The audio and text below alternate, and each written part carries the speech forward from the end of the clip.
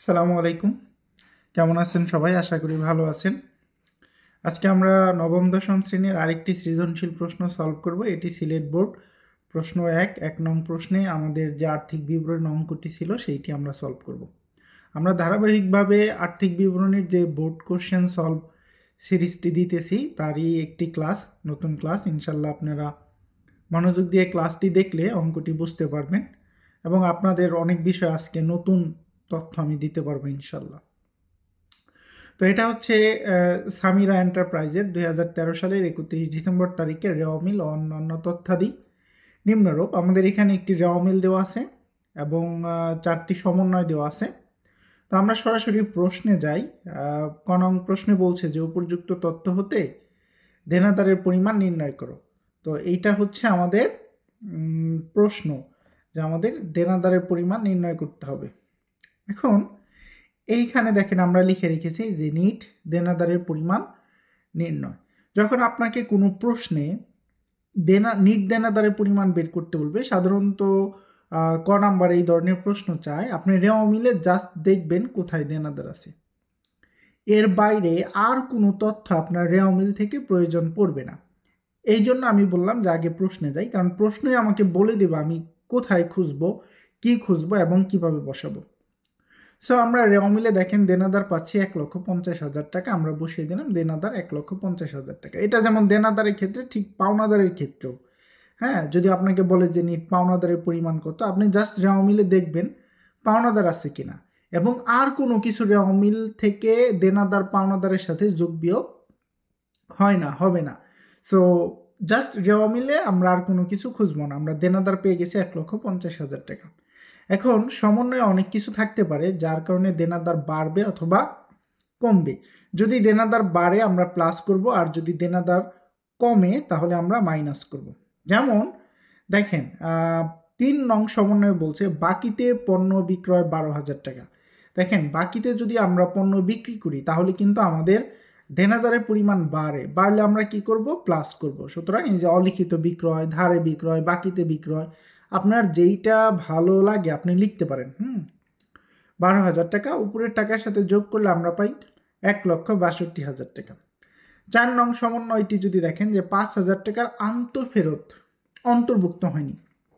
দেখেন আন্তঃফেরত বলতে আমরা কি বুঝি? যেই পণ্যটা আমাদের ফেরত আসছে সেটা হচ্ছে আন্তঃফেরত। তার মানে আমরা আগে কি করছিলাম? বিক্রি করছিলাম, সেইটা এখন ফেরত আসছে।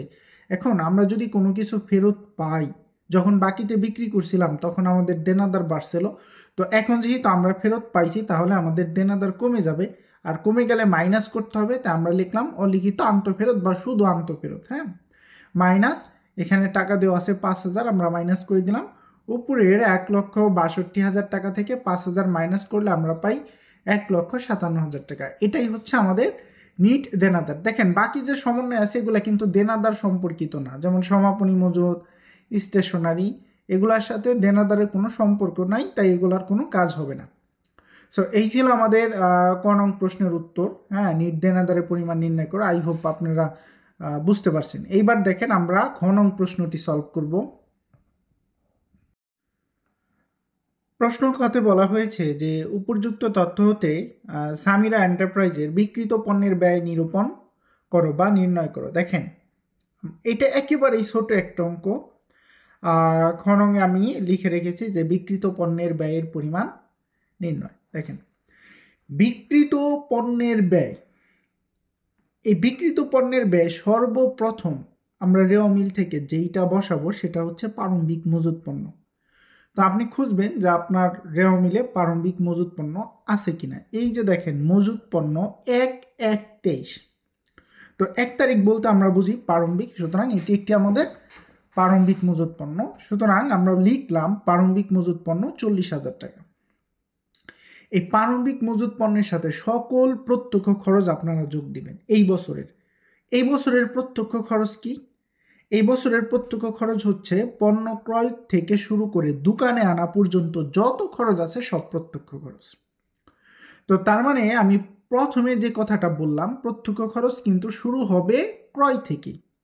এরপরে ক্রয় করার পর আমি দেখব যে পণ্যটা আমার দোকান পর্যন্ত আনতে আর কোথায় কোথায় কি কি খরচ লাগে। তো প্রথমত যেহেতু পণ্য ক্রয় থেকে শুরু হবে, এই যে দেখেন আমাদের ক্রয়ের পরিমাণ আছে 2,20,000 টাকা।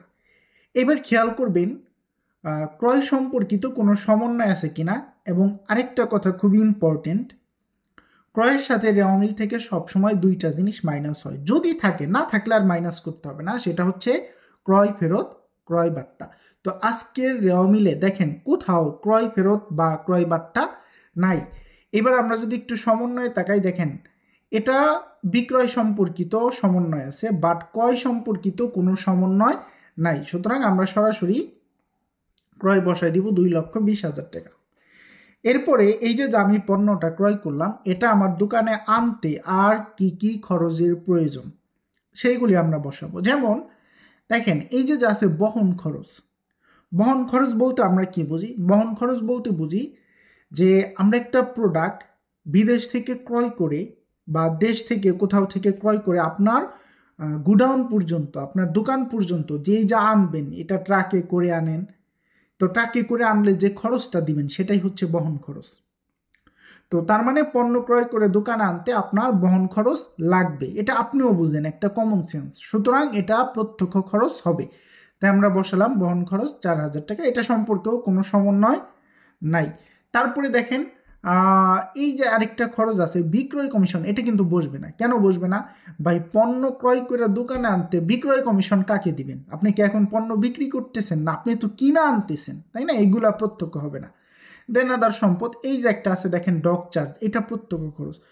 পণ্য বিদেশ থেকে বাংলাদেশে আমাদের দেশে আনতে বন্দরে একটা চার্জ দেওয়া লাগে, সেটাকেই বলে ডক চার্জ। তার মানে এটি প্রত্যক্ষ খরচ হবে। আমি এই যে বসিয়ে দিলাম ডক চার্জ। এখানে একটা সাবধানতা আছে, যদি ডক না থেকে ডাক থাকে তাহলে কিন্তু আর প্রত্যক্ষ হবে না। ডাক খরচ মানে চিঠি খরচ, কারোর সাথে যোগাযোগ করার যে খরচ। হ্যাঁ, তো খেয়াল রাখবেন শব্দটা, একটা হচ্ছে ডক চার্জ আর একটা হচ্ছে ডাক চার্জ, দুইটা কিন্তু এক না। হ্যাঁ, তো তারপর দেখেন আরও যা আছে এগুলা আর প্রত্যক্ষ খরচ নাই। যেমন রপ্তানি শুল্ক।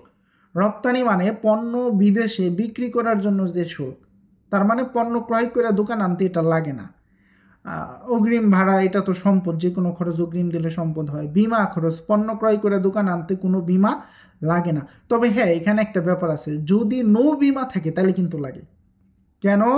কারণ পণ্য ক্রয় করে যখন আপনি দেশে আনবেন, তো এটা নৌপথে আনবেন, জাহাজে করে আনবেন, তখন যে জাহাজের বিমা করা থাকে সেটাকে বলে নৌ বিমা। তো এটা শুধু বিমা, নৌ বিমা না। হ্যাঁ, তো যাই হোক, আপনারা পড়ে নেন, আর কোনো প্রত্যক্ষ খরচ নাই, আর সমন্বয়ে আমাদের আর কোনো প্রত্যক্ষ খরচ নাই। সো এইগুলি যোগ দিয়ে আমরা পাইলাম কত? 2,70,000 টাকা। এবং ফাইনালি সর্বশেষ এই সকল প্রত্যক্ষ খরচ থেকে আপনি সমাপনী মজুত পণ্যটা মাইনাস করে দিবেন। এই যে 30,000 টাকা মাইনাস সমাপনী মজুত পণ্য, এইটা মাইনাস করার পরে যেইটা থাকবে সেটাই বিক্রিত পণ্যের ব্যয়, 2,40,000 টাকা। এই যে উপরের এই টাকা থেকে আমরা এই টাকা মাইনাস করলাম, তাহলে পাইলাম 2,40,000 টাকা। That's it. দেখেন কত সহজ এবং ছোট একটা প্রশ্ন দিছে। এই প্রশ্ন আপনার ভুল হবেই কেন, আর কতটুকু সময় লাগবে? মানে হিসাব বিজ্ঞানে A+ পাওয়াটা হচ্ছে একদম ইজি। চলেন এবার আমরা গ নং প্রশ্নটি সলভ করি। গত বলছে তথ্য হতে সামির এন্টারপ্রাইজের পরিচালন মুনাফা বা ক্ষতির পরিমাণ নির্ণয় করো। এটাও খুবই মজার একটা অঙ্ক, পরিচালন মুনাফা। দেখেন এই যে আমি এখানে সলভ করে রাখছি বিশদ আয় বিবরণীর। হ্যাঁ, 2023 সালে 31 ডিসেম্বর তারিখে সমাপ্ত বছরের জন্য। দেখেন আমরা পরিচালন মুনাফা পর্যন্ত করব। তো পরিচালন মুনাফা করার আগে আমাদের প্রথমে বের করতে হয়, এটা 3টা পার্ট থাকে। মোট মুনাফা, পরিচালন মুনাফা, নেট মুনাফা। এই 3টা রেজাল্ট বের হয় আমাদের বিশদ আয় বিবরণী থেকে। তো যেহেতু আমাদের পরিচালন মুনাফা চাইছে, তো প্রথমে আমাদের মোট মুনাফা বের করতে হবে, দেন আমরা পরিচালন মুনাফা বের করব। এখন মোট মুনাফা বের করার যে ফর্মুলা আমরা জানি, সেটা হচ্ছে নেট বিক্রয় বাদ বিক্রিত পণ্যের ব্যয়। ভালো করে মনে রাখেন, প্রথমে বের করব তাহলে মোট মুনাফা, তারপরে পরিচালন মুনাফা। আবারও বলতেছি, মোট মুনাফা বের করার ফর্মুলা হচ্ছে নেট বিক্রয় বাদ বিক্রিত পণ্যের ব্যয়। সো এই যে দেখেন আমি একদম গাঢ় সবুজ রঙে লিখে রেখেছি নেট বিক্রয়। নেট বিক্রয় কি যাবে? জাস্ট বিক্রয়, আর কেউ যাবে না। দেখেন আপনার পুরা রেওয়া মিল নিয়ে কিন্তু টেনশন করার কোনো প্রয়োজন নাই। নিট বিক্রয় আমরা কি বসাবো, শুধু বিক্রয় বসাবো। সো রেওয়া মিল থেকে আপনি একটা জিনিস খুঁজা বাইর করবেন, এই বিক্রয় ব্যয়টা কোন জায়গায় আছে। তো এইটুকরে আপনি খুঁজা বাইর করে বসাইতে পারবেন না, নিট বিক্রয় শুধু বিক্রয় যাবে। তো এই যে দেখেন আমার পণ্য বিক্রয় আছে 2,70,000 টাকা, আমি বসালাম বিক্রয় 2,70,000 টাকা। এখন প্রশ্ন, ভাই বিক্রয়ের সাথে কি রেওয়া মিল থেকে কোনো কিছু যোগ বিয়োগ হয়? হ্যাঁ হয়, দুইটা জিনিস। আবার ওই যে ক্রয়ের মতো, বিক্রয় ফেরত বিক্রয় বার্তা। ক্রয়ের সাথে কি হয়? ক্রয় ফেরত ক্রয় বার্তা বিয়োগ হয়। তাহলে বিক্রয়ের সাথে কি হবে? বিক্রয় ফেরত বিক্রয় বার্তা। মানে আপনি ভুল হওয়ার কোনো চান্সই নাই, আপনার ব্রেন থাকবে শার্প, এই এতটুক জিনিস যদি বুঝা করেন। তো আজকের অঙ্কে দেখেন বিক্রয় ফেরত বিক্রয় বার্তা, এই যে পুরো এত সুন্দর একটা রেওয়া মিল, এর কোথাও কিন্তু নাই। তো না থাকলে আমরা বিয়োগ দিব না। ফাইনালি আপনি যাবেন কোথায়? সমন্বয়ের কাছে যাবেন, যে সেখানে বিক্রয় সম্পর্কে কিছু বলা আছে কি না। হ্যাঁ আছে। 3 নম্বরে বলছে বাকিতে পণ্য বিক্রয় 12,000 টাকা। এবার আপনাকে আমি একটা প্রশ্ন করি, ভাই বাকিতে যদি আপনি পণ্য বিক্রি করেন তাহলে আপনার দোকানে বিক্রয়ের পরিমাণ বাড়লো না কমলো? বাড়লো। এতে বাকিতেই করেন, নগদেই করেন, আর যেভাবেই করেন, বিক্রি করলে বিক্রয় বাড়ে। তো যেহেতু বাকিতে বিক্রি করছেন, বিক্রয় বাড়ছে। আর হিসাব বিজ্ঞানের একটা বেসিক নিয়ম হচ্ছে বাড়লে প্লাস হবে, কমলে মাইনাস হবে। এইটা একবার আমরা ক্লাস প্রাইমারি থেকে বুঝি যে কোনো কিছু বাড়লে যোগ করা লাগে, কমলে বিয়োগ করা লাগে। তো তার মানে এটা আমরা বিয়োগ করবো 12,000 টাকা বাকিতে পণ্য বিক্রয়, এই যে দেখেন প্লাস বাকিতে বিক্রয় অলিখিত বিক্রয়, এই লেখা নিয়ে কোনো সমস্যা নেই। 12,000 আমরা যোগ করে পার করে দিলাম 2,82,000 টাকা। আচ্ছা, আর কোনো সমন্বয় আছে বিক্রয়? হ্যাঁ আছে। এই যে দেখেন বলছে আন্ত ফেরত, ওরা কিন্তু বলতে পারতো বিক্রয় ফেরত, তা কিন্তু বলে নাই, কিন্তু ওরা এনে একটা শব্দ পেশ লাগাই দিছে, সেটা কি আন্ত ফেরত। দেখেন আন্ত কথার মানে আনছি, ফেরত মানে ফেরত, তা আন্ত ফেরত মানে ফেরত আনছি। তার মানে আগে কি করছিলেন? বিক্রি করছিলেন। আপনি আগে কারো কাছে বিক্রি করছিলেন, সেইটা ফেরত আনছেন, স্পষ্ট কথা। তো বিক্রি করলে বিক্রয় বাড়ে, কিন্তু যখন বিক্রি করার পরে আবার ফেরত আনি তাহলে বিক্রয় কমে। সো কমলে কি হবে? মাইনাস হবে। এই যে মাইনাস অলিখিত আন্ত ফেরত 5,000 পার করে দেন 2,77,000 টাকা, কারণ বিক্রয় রিলেটেড আর কোনো সমন্বয় নেই। এইবার আমরা যেটা করব সেটা হচ্ছে এই নিট বিক্রয় থেকে বিক্রিত পণ্যের ব্যয় বাদ দিব। ভালো করে খেয়াল করুন, নিট বিক্রয় থেকে আমরা কি বাদ দিব? বিক্রিত পণ্যের ব্যয় বাদ দিব। এখন একটু আগে দেখেন আমরা কিন্তু খ নং প্রশ্নে বিক্রিত পণ্যের ব্যয় বের করছি 2,40,000 টাকা। তার মানে আমার কাজ কিন্তু কমে গেল। আমি এখন কি করব? এই যে দেখেন বাদ বিক্রিত পণ্যের ব্যয় খ থেকে প্রাপ্ত 2,40,000 টাকা, জাস্ট এটা মাইনাস করে দিব। এটা থেকে এটা মাইনাস করলে থাকে 37,000 টাকা। এই 37,000 টাকা হচ্ছে আমার মোট মুনাফা। সো দেখেন আমি কিন্তু প্রথম পার্ট শেষ করলাম, মোট মুনাফা। এরপরে কি বের হবে? পরিচালন মুনাফা। এই মোট মুনাফার সাথে জাস্ট একটা জিনিস মাইনাস করলেই পরিচালন মুনাফা বের হয়, সেটা কি? পরিচালন ব্যয়। কি বাদ দিব? পরিচালন ব্যয় বাদ দিব। সো আমি লিখছি দেখেন রেড কালারে, বাদ পরিচালন ব্যয়। এখন পরিচালন ব্যয় বলতে আমরা কি বুঝি? যে ব্যয়গুলি ছাড়া আমি ব্যবসা চালাতে পারবো না, সেটাই হচ্ছে আমার পরিচালন ব্যয়। অবশ্যই প্রত্যক্ষ ব্যয় না, কারণ প্রত্যক্ষ ব্যয় বিক্রিত পণ্যের ব্যয় চলে গেছে, ওইটা বাদে এরপরে যে ব্যয়গুলি আছে যেগুলো বাধ্যতামূলক, আপনি একটা ব্যয় পড়বেন, আপনি জাস্ট চিন্তা করবেন যে এই ব্যয়টা কি আমার বাধ্যতামূলক ব্যবসায়? যদি হয় যে হ্যাঁ এটা বাধ্যতামূলক, তার মানে সেটা আমাদের বসাতে হবে। আর যদি মনে হয় যে না এটা বাধ্যতামূলক না, এইটা আমি করলে করতেও পারি নাও পারি, তাহলে সেটা অপরিচালন হবে। আর অপরিচালন ব্যয় মাত্র অল্প কয়েকটা, মাত্র 4-5টা ব্যয় আছে যেটা অপরিচালন, আপনি মন চাইলে করলেন, না মন চাইলে না করলেন। আর বাদ বাকি সব ব্যয়ই বাধ্যতামূলক, সেগুলো করতেই হয়। তো যাই হোক, ব্যয় থাকবে আমাদের ডেবিট পাশে। যেমন দেখেন আমাদের এই যে পণ্য ক্রয় বহন খরচ, এগুলো প্রত্যক্ষ খরচে চলে গেছে। এই যে দেখেন আছে বিক্রয় কমিশন।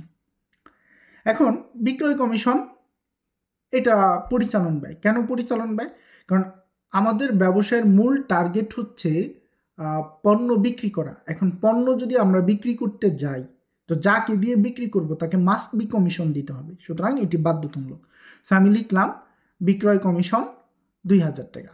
তারপরে দেখেন দেনাদার, এটা সম্পদ। ডক চার্জ তো প্রত্যক্ষ খরচ হয়েছে, এখানে কোনো প্রত্যক্ষ খরচ বসবে না। এই যে দেখেন রপ্তানি শুল্ক, এটা কি বাধ্যতামূলক ব্যয়? ইয়েস। আপনি যদি বিদেশে পণ্য বিক্রি করতে চান তাহলে ওই দেশের আরোপিত যে ট্যাক্স আছে, যে শুল্ক আছে, সেটা দিয়েই আপনাকে পণ্যটা বিক্রি করতে হবে। এটা বাধ্যতামূলক। আপনি বলতে পারবেন না যে আমি বিদেশে পণ্য বিক্রি করুন, এই রপ্তানি শুল্ক দিব না, এটা হতে পারে না। সো এটা দিতেই হবে, এটাও আমাদের পরিচালন ব্যয়। তারপরে দেখেন অগ্রিম ভাড়া, যে কোনো খরচ অগ্রিম দিলে সম্পদ হয়, সেটার খরচ থাকে না, সুতরাং এটা সম্পদ, এটা খরচ না, আমরা শুধু খরচ বসাবো। এরপরে দেখেন বিমা খরচ। বিমা যে কোনো ব্যবসায়ের জন্য বাধ্যতামূলক, কারণ বিমা ছাড়া আপনি ব্যবসা চালাতে পারবেন না। ইভেন অনেক ব্যবসার লাইসেন্স নিতে গেলে আপনার অবশ্যই বিমার কাগজপত্র থাকতে হবে, তাহলে আপনি ব্যবসা করতে পারবেন না। সুতরাং এটা পরিচালন ব্যয়, বিমা খরচ। তারপরে দেখেন কি আছে, স্টেশনারি। এইটাকে আমরা সরাসরি খরচ বলতে পারবো না, আগে আমরা দেখবো যে এইটা সম্পর্কে আমাদের সমন্বয়ে কি বলা আছে। উত্তোলন তো ব্যয় না, দেখেন ডেবিট আর কিছু নাই। সমাপনী মজুত পণ্য হচ্ছে সম্পদ, এগুলা বিক্রয়ের সাথে রিলেটেড কাজ হয়ে গেছে। দেখেন 2 নম্বরে বলছে 3000 টাকা স্টেশনারি অব্যবহৃত রয়েছে। এইবার খেয়াল করেন, আমার স্টেশনারি ছিল 12,000 টাকা। জাস্ট এটা যদি আমরা বাংলা অনুবাদ করি, সেটা হচ্ছে মণিহারি জাতীয় যে জিনিসপত্র আছে, এগুলাকে আমরা স্টেশনারি বলি। এখন বছর শেষে গিয়া দেখতেছি যে আমার 3000 টাকা এখনো আমি ব্যবহার করি না, এই খাতা কলম পেন্সিল এগুলা 3000 টাকার আছে। দেখেন শুরুতে কত ছিল, 12,000, এই যে দেখেন রেওয়া মিলে দেওয়া আছে 12,000, এখন কত আছে 3,000, সো নাই কত 9,000, তার মানে 9,000 এখন আর নাই, এটা খরচ হয়ে গেছে। এটা কি হয়ে গেছে, খরচ। এবং এটা কেমন খরচ হবে, মাস্ট বি পরিচালন খরচ হবে। ওয়াই? বিকজ আপনি ব্যবসা করতে গেলে আপনি হিসাব রাখবেন, খাতা কলম ক্যালকুলেটর স্কেল এগুলা লাগবেই, এগুলা ছাড়া আপনি হিসাবটা লিখে রাখবেন কোথায়। সো এটা পরিচালন ব্যয় হবে। তা আমরা লিখলাম স্টেশনারি খরচ 9,000 টাকা। আশা করি একদম ক্লিয়ার বুঝতে পারছেন। দেখেন আমাদের আর কোনো সমন্বয় বা রেওয়া মিলে পরিচালন ব্যয় নাই, যে ব্যয়টা বাধ্যতামূলক আপনার করতেই হবে। আপনার যদি পইরে এরকম কোনোটাকে মনে হয় যে স্যার কি ভাই আমার কাছে তো এইটাকে পরিচালন ব্যয় মনে হয়, আপনি তো বসাইলেন না, আমাকে কমেন্টে লেখেন, আমি আপনাকে উত্তর দেব কেন সেইটা পরিচালন ব্যয় না বা এই অঙ্কে আর কোনো পরিচালন ব্যয় নাই। যদি আপনার সন্দেহ লিখতে পারেন, মন খুলে লিখবেন। এইবার এই সবগুলি পরিচালন ব্যয় আমরা যোগ করে যে পার করে দিলাম 18,000 টাকা। এই পরিচালন ব্যয়টা কি করব, বাদ দিব। কার সাথে বাদ দিব, মোট মুনাফার সাথে বাদ দিব, বিয়োগ করব। বিয়োগ করলে যেটা থাকে সেটা 19,000 টাকা। দ্যাটস মাই পরিচালন মুনাফা। সো এই হচ্ছে আমার নিট পরিচালন মুনাফা, যেটা আমাদের গ নং প্রশ্নে বের করতে বলছিলাম। সো একদম শর্টকাট পদ্ধতিতে, একদম সহজভাবে মূল যে নিয়মটা আর্থিক বিবরণী, সেটাই আমি এক্সপ্লেন করলাম। এবং এটা ভালো যে আমি বোর্ড কোশ্চেন সলভ করার মাধ্যমে আপনাদের এর উত্তরটা করে দেখালাম, কারণ এই বোর্ড কোশ্চেনগুলি কিন্তু আপনাদের টেস্ট পেপার বা গাইড বই আছে, সেখানে আপনারা খুঁজলে এই অঙ্কগুলি পাবেন, এই অঙ্কগুলির সাথে মিলাবেন, সেখানেও সলভ করা আছে। জাস্ট আমার এখান থেকে আপনি বুঝবেন, তারপরে দেখে দেখে প্র্যাকটিস করেন, ইনশাল্লাহ আপনার রেজাল্ট ভালো হবে। সো আজকের ক্লাসে আমি এখানেই বিদায় নিচ্ছি। ভালো থাকেন, সুস্থ থাকেন, টেক কেয়ার।